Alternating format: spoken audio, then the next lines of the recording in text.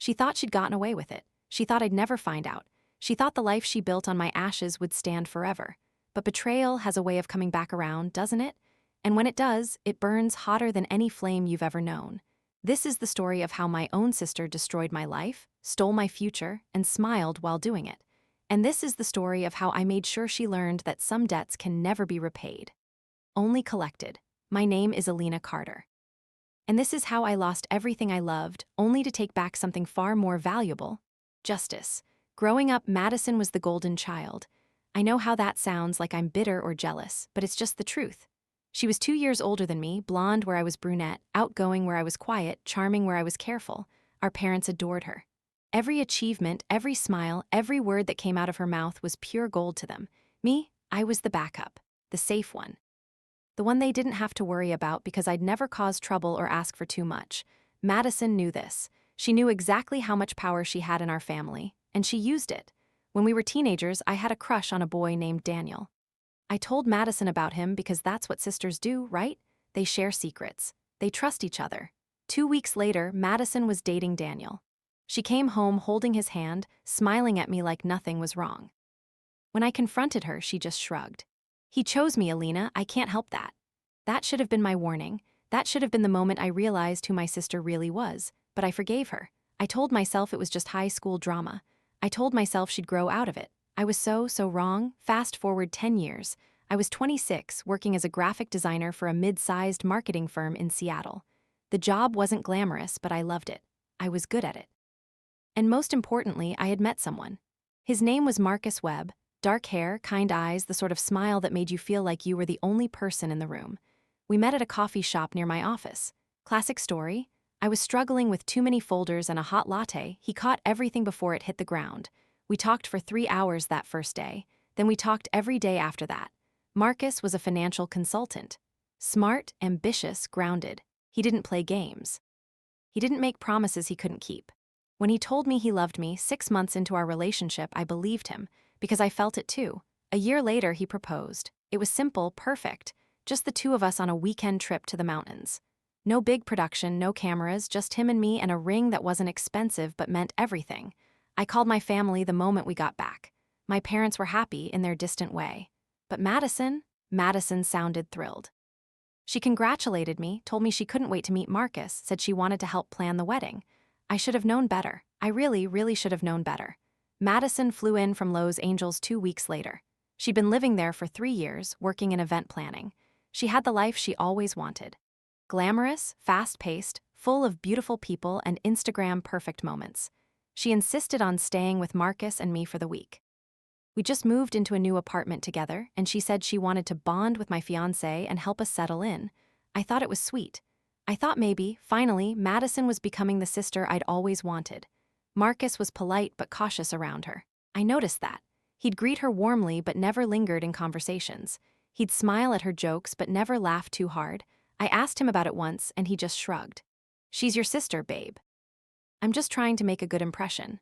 But I could tell, something about Madison made him uncomfortable, and knowing what I know now, he was right to feel that way. Madison stayed for a week. During that time, she was the perfect guest. She cleaned, she cooked, she helped me start planning the wedding. She even offered to use her event planning connections to get us discounts on venues and photographers. I was grateful. I was happy.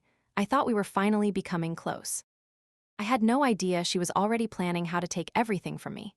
The first crack appeared 3 weeks after Madison went back to Los Angeles. Marcus had been acting strange, distant. He'd come home from work later than usual, claiming meetings and deadlines. He'd check his phone constantly, then put it face down when I walked into the room. I didn't want to be that person, the paranoid fiancé who doesn't trust her partner. But the feeling wouldn't go away. Something was wrong. I could feel it in my bones. One night, Marcus said he had to fly to LA for a client meeting. Last minute, unavoidable. He'd be back in 2 days. I helped him pack, kissed him goodbye, told him I loved him. He barely looked at me when he said it back. The next morning, I couldn't shake the unease. I tried to work, tried to distract myself, but my mind kept spinning. Finally, I did something I'm not proud of. I logged into our shared cloud account where we kept photos and documents. I told myself I was just looking for our wedding mood board. I told myself I wasn't snooping. But then I saw a folder I didn't recognize. It was labeled work backup, which seemed odd because Marcus never used our shared account for work files. I opened it, and my entire world collapsed. Photos, dozens of them, Marcus and Madison, together, laughing, holding hands, kissing. In one photo, they were in our apartment on our couch. In another, they were at a hotel, and the way they looked at each other made me feel physically sick. The timestamps were brutal. The oldest photo was from 2 weeks after Madison's visit. The most recent was from yesterday, the day before Marcus flew to LA for his client meeting.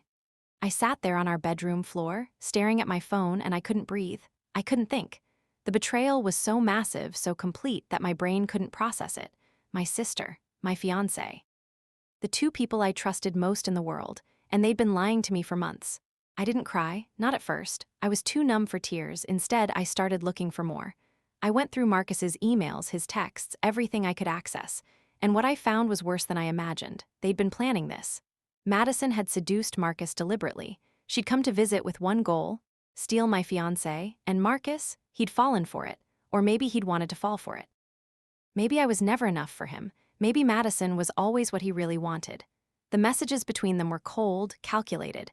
Madison wrote things like, "She'll never know, and you deserve someone who can keep up with you." Marcus wrote back, agreeing, saying he felt trapped in our relationship but didn't know how to end it. Trapped, that's the word he used. Trapped with me. The woman he'd proposed to. The woman he'd said he wanted to spend his life with. They were planning to tell me after the wedding was canceled. Not before, because Marcus didn't want to deal with the drama. They were going to let me keep planning, keep hoping, keep spending money and time on a future that didn't exist.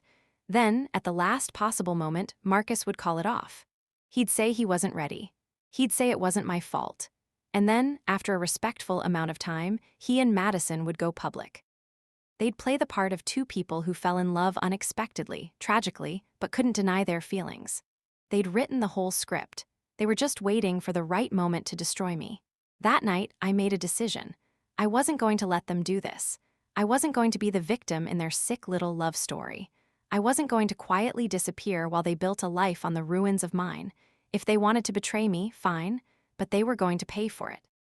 And I was going to make sure everyone knew exactly who they really were. I started planning, carefully, methodically, because rage without strategy is just noise, and I didn't want noise, I wanted justice. First, I secured everything. I made copies of all the photos, all the messages, everything I'd found. I backed them up in 3 separate places where Marcus couldn't delete them. Then I acted like nothing was wrong. When Marcus came back from LA, I smiled. I hugged him. I asked how his meeting went. He lied smoothly, easily, like he'd done it 100 times before. Maybe he had. I told him I'd been thinking about the wedding. I wanted to make it bigger, more special. I wanted to invite more people. He looked uncomfortable but agreed. Good. The more people, the better. I called Madison, told her I wanted her to be my maid of honor.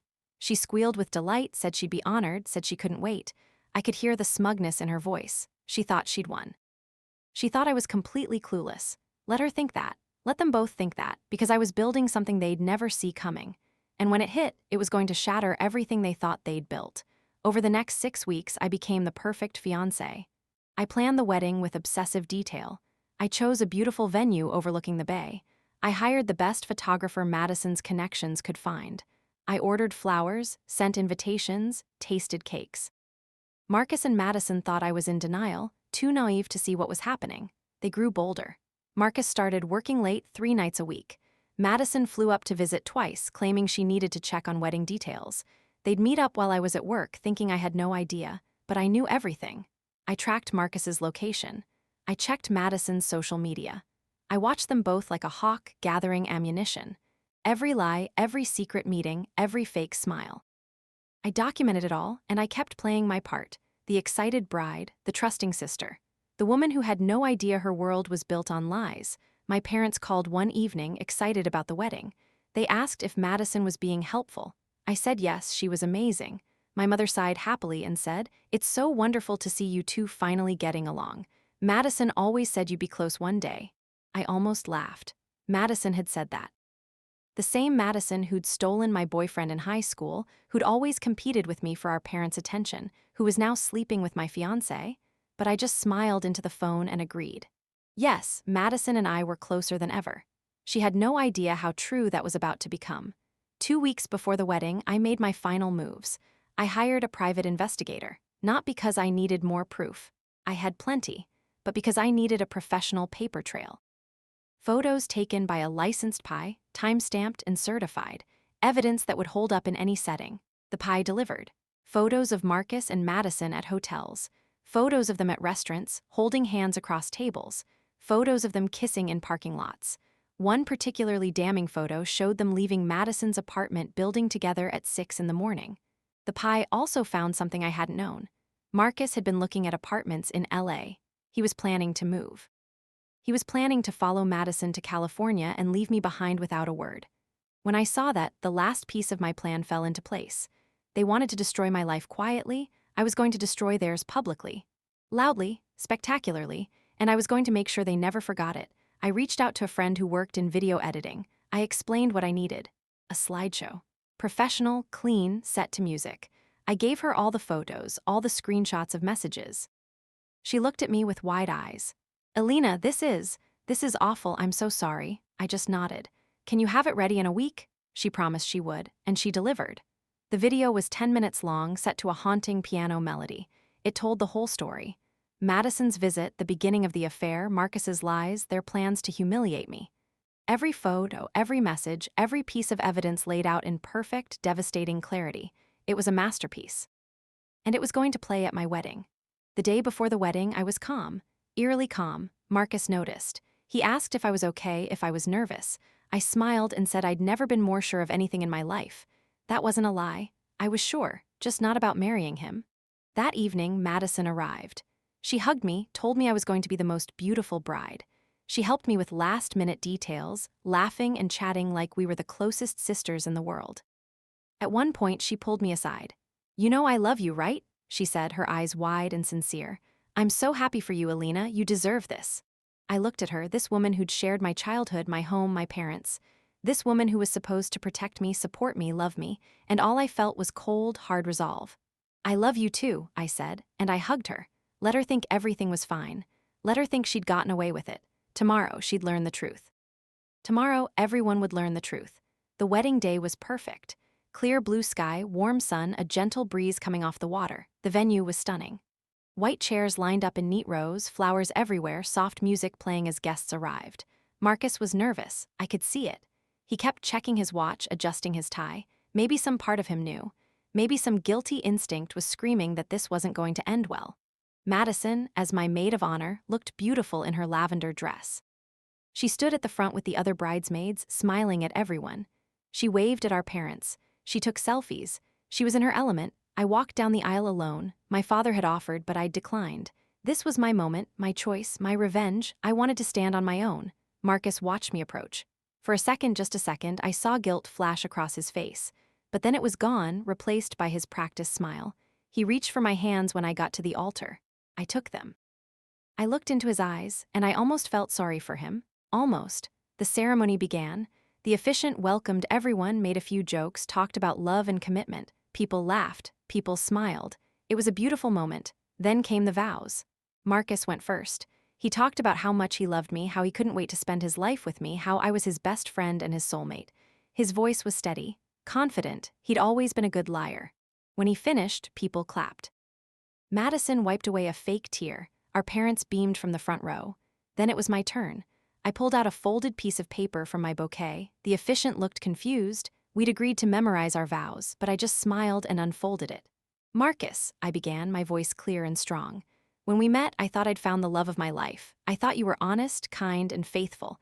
I thought you were the man I'd spend forever with." Marcus smiled, nodding. He thought this was going normally. The guests leaned forward, attentive. "But love is built on trust," I continued. "And trust is built on truth, so I think it's important that we start this marriage with complete honesty. Don't you agree?" His smile faltered. Just a little. Madison shifted uncomfortably behind me. I turned to the guests. "Before we go any further, there's something I need to share with all of you, something I think everyone here deserves to know." I gestured to my friend at the back, the one running the AV equipment. She nodded, the lights dimmed, and the video began to play on the large screen we'd set up for our wedding highlights. The first image was of Marcus and Madison kissing. Audible gasps rippled through the crowd. People looked at each other, confused. Then came the screenshots. The messages, The plans, the lies, all of it laid out in perfect, undeniable detail. The music in the video was soft, almost mocking. A sad piano melody that made the betrayal feel even more brutal. Photo after photo, message after message. Proof that the man at the altar and the woman standing behind me had been destroying my life for months. Madison's face went white. She started to move, maybe to run, but the other bridesmaids blocked her path. They weren't in on my plan, but they were smart enough to know something major was happening, and they weren't going to let her escape. Marcus tried to speak. Elena, I can explain this Isn't what? I cut him off, my voice sharp as glass. Isn't real, isn't what it looks like. I gestured at the screen. Because it looks like you've been sleeping with my sister since 2 weeks after she visited us. It looks like you've been planning to leave me. It looks like you're a lying, cheating coward who doesn't deserve a single second more of my time. The crowd was silent. Completely, utterly silent. Some people were filming on their phones. Good. I wanted this recorded. I wanted it everywhere. My mother stood up, her hand over her mouth. My father looked between Madison and Marcus like he couldn't process what he was seeing.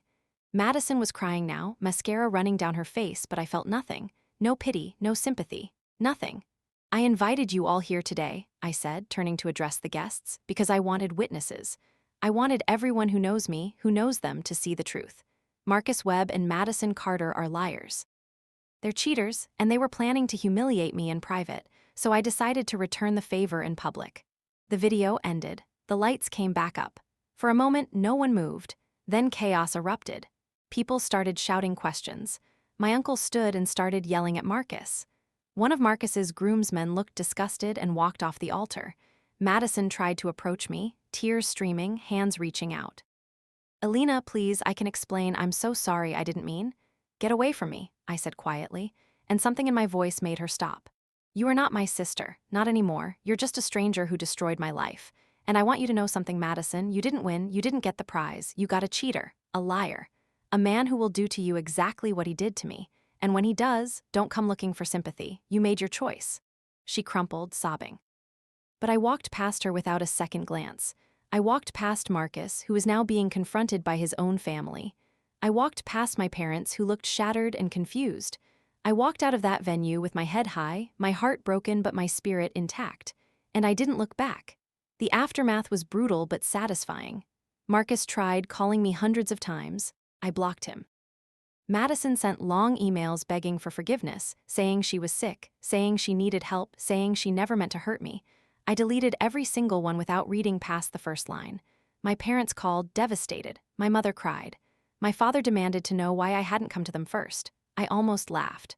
Would you have believed me? I asked. If I'd told you Madison was sleeping with Marcus, would you have taken my word over hers?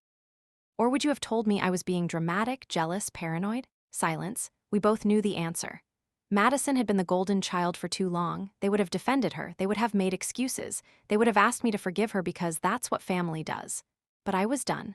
Done forgiving. Done making excuses. Done being the understanding one, the quiet one, the one who swallowed her pain to keep the peace. I told my parents I needed space. Months, maybe years, maybe forever. They'd made their choices throughout my life. Now I was making mine. Marcus's life fell apart spectacularly. The video had gone viral. Someone at the wedding posted it online, and within 48 hours it had millions of views. His name, his face, Madison's face, all over social media. People were brutal in the comments. They called him every name you can imagine. They called Madison worse. Marcus lost his job. His company didn't want the negative publicity. They called it professional misconduct and terminated his contract. He tried to find new work, but the video followed him everywhere. His reputation was destroyed. Madison had to quit her event planning job. Her clients didn't want to be associated with someone famous for breaking up her own sister's engagement. She tried to rebrand, tried to move to a new city, but the internet never forgets. Every time she posted anything, people flooded the comments with screenshots from the video. They tried to be together for a while, Marcus and Madison. Maybe they thought they could weather the storm, prove everyone wrong. But within 6 months, they'd broken up. Turns out, a relationship built on betrayal doesn't have a strong foundation. Who knew? Last I heard, Marcus moved back to his hometown. Madison was living with our parents, trying to figure out her next move. Our mother called once to tell me Madison was struggling and needed support. I hung up without responding. As for me, I left Seattle. Too many memories, too many people who looked at me with pity. I moved to Portland, started fresh. Got a new job at a better company. Made new friends who didn't know my history unless I chose to share it. I went to therapy. A lot of therapy. Turns out, having your entire life imploded by the two people you loved most leaves some serious scars. But I worked through it. Slowly, painfully, honestly. I learned that I'd been making excuses for Madison my entire life. I'd been letting her take what she wanted because I was afraid of conflict, afraid of being the difficult sister. I'd been so busy trying to be good, to be easy, to be lovable, that I'd let people walk all over me. Never again. That was my promise to myself. Never again would I minimize my own pain to make someone else comfortable. Never again would I accept crumbs and call it love. A year after the wedding that wasn't, I went on a date. His name was David, he worked in architecture, and he had no idea who I was or what had happened. We met at a bookstore. He recommended a novel. I recommended one back. We talked for hours. On our third date, I told him my story, all of it. The betrayal, the revenge, the viral video. I figured if he was going to run, better he do it early. But he didn't run. He listened. He asked questions, and then he said something I'll never forget. That took an incredible amount of courage. Not the revenge part, though that was pretty epic. But the part where you chose yourself, where you said no to being a victim, that's real strength. We've been together for 8 months now. It's different than it was with Marcus. Slower, more careful. I don't trust as easily anymore, and David understands that. He's patient. He's honest. And most importantly, he's never given me a reason to doubt him. I don't know if we'll get married. Maybe, maybe not. But I know this. I'll never again ignore red flags for the sake of keeping the peace. I'll never again let someone make me feel small or stupid for wanting honesty and respect. People ask me sometimes if I regret it. If I regret the public humiliation, the viral video, the way I scorched the earth on my way out. They ask if I feel guilty for ruining Marcus and Madison's lives. My answer is always the same. No, I don't regret it, not even a little bit. They made their choices. They chose to lie. They chose to betray. They chose to build their happiness on my pain. All I did was make sure they faced consequences for those choices. All I did was take back my power in the only way that felt true to the magnitude of what they'd done. Could I have handled it differently? Sure. I could have called off the wedding quietly. I could have confronted them in private. I could have let them slink away with their dignity intact while I dealt with my heartbreak alone. But why should I have protected them? Why should I have made it easy for them to move on while I suffered in silence? They didn't care about my feelings. They didn't care about my dignity, so I decided I didn't owe them any. Some people think that makes me vindictive, cold, bitter. And you know what? I'm okay with that, because the alternative was being a doormat. And I'd rather be called cold than be walked over ever again. My relationship with my parents is complicated now. We talk occasionally. Stilted, surface-level conversations about weather and work. They've never truly apologized for their lifetime of favoring Madison. They've never acknowledged their role in creating the dynamic that allowed her to think she could take whatever she wanted from me. My mother sent me a birthday card last year. Inside, she'd written, "I hope you can find it in your heart to forgive your sister someday. Family is everything." I threw it away without responding, because family isn't everything. Respect is everything. Honesty is everything. Love that doesn't come with betrayal and manipulation, that's everything. And blood relation doesn't excuse someone from treating you like garbage. Maybe one day I'll have a relationship with my parents again. Maybe, but it will be on my terms. It will require acknowledgement and accountability. And if they can't give me that, then we'll remain exactly where we are. Distant, polite strangers who happen to share DNA. As for Madison, I have nothing to say to her, nothing to give her. She made her choices. She can live with the consequences. I've spent enough of my life managing her feelings and forgiving her sins. I'm done. I think about Marcus sometimes, not because I miss him, I don't. But because I wonder if he understands what he lost. Not me specifically, but the life we could have had, the trust, the partnership, the future. He threw it all away for what? For Madison? For the thrill of sneaking around? For whatever story he told himself to justify his actions, and now he has nothing. No relationship, no career, no reputation, just the consequences of his choices. Part of me hopes he learned something. Part of me hopes he'll be better in his next relationship, that he'll understand the value of honesty and faithfulness. But honestly, that's not my problem. He's not my problem. His growth, his redemption, his future, none of it has anything to do with me anymore. I gave him 3 years of my life, my trust, my love. He gave me lies. That transaction is complete. The account is closed. And I'm moving forward without looking back.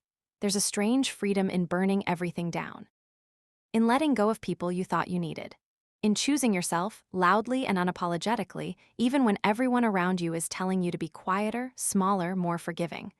I'm not the same person I was 2 years ago. That Alina was sweet, trusting, eager to please. She would have forgiven Madison eventually. She would have convinced herself that holding a grudge was worse than being betrayed. She would have minimized her own pain because that's what good people do, right? They turn the other cheek. They take the high road, but I learned something important. The high road is just another word for letting people walk over you and calling it grace. And I'm done with that. I'm done being small so other people can feel big. I'm done swallowing my anger so everyone else can stay comfortable. Now, I'm the woman who stands up for herself, who sets boundaries and enforces them, who understands that revenge isn't always petty. Sometimes it's justice. Sometimes it's the only way to reclaim your dignity from people who stole it. If you're reading this or listening to this story and you see yourself in it, if you've been betrayed by someone you loved, someone you trusted, let me tell you something. You don't have to be nice about it. You don't have to protect their feelings. You don't have to make it easy for them to move on while you're still bleeding. You are allowed to be angry. You are allowed to want them to hurt the way they hurt you. And you are absolutely allowed to make sure the world knows what they did. Will people judge you? Yes. Will they call you dramatic, vindictive, bitter? Probably. But those people have never walked in your shoes. They've never had their world shattered by someone who was supposed to love them, so their opinions don't matter. What matters is that you take back your power, that you refuse to be a victim, that you stand up and say, no, you don't get to do this to me, and walk away unscathed. That's not revenge. That's self-respect. I still have the video saved, all 10 minutes of it. Sometimes, on bad days, I watch it, not because I'm stuck in the past, but because it reminds me of who I am now. A woman who doesn't accept betrayal. A woman who fights back. A woman who chose herself when it mattered most. That video was the end of one life and the beginning of another. It was the moment I stopped being the girl who got walked over and became the woman who wouldn't tolerate it. And I would make that choice again, every single time. Madison is still my sister by blood, but that's all she is.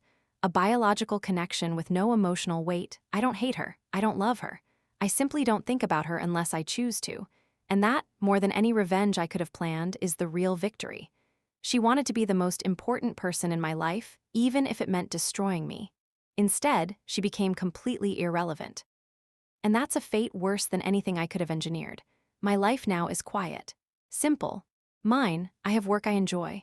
Friends who value me. A partner who respects me. I have boundaries. I have peace. I have the knowledge that I will never again tolerate being treated as less than I deserve.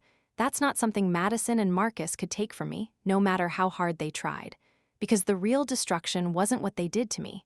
It was what they revealed about themselves. And that's something they have to live with for the rest of their lives. I sleep well at night. Can they say the same? So what's the lesson in all of this? What's the moral of the story? Because every good story has one, right? Some tidy takeaway that wraps everything up in a neat little bow. Here's mine. Forgiveness is not mandatory. Grace is not required.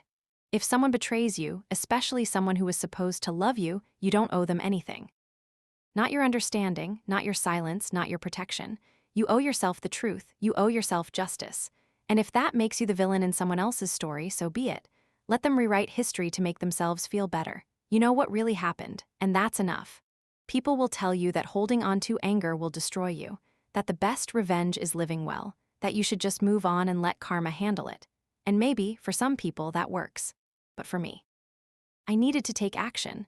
I needed to look my betrayers in the eye and make sure they understood that what they did had consequences. And I don't regret that.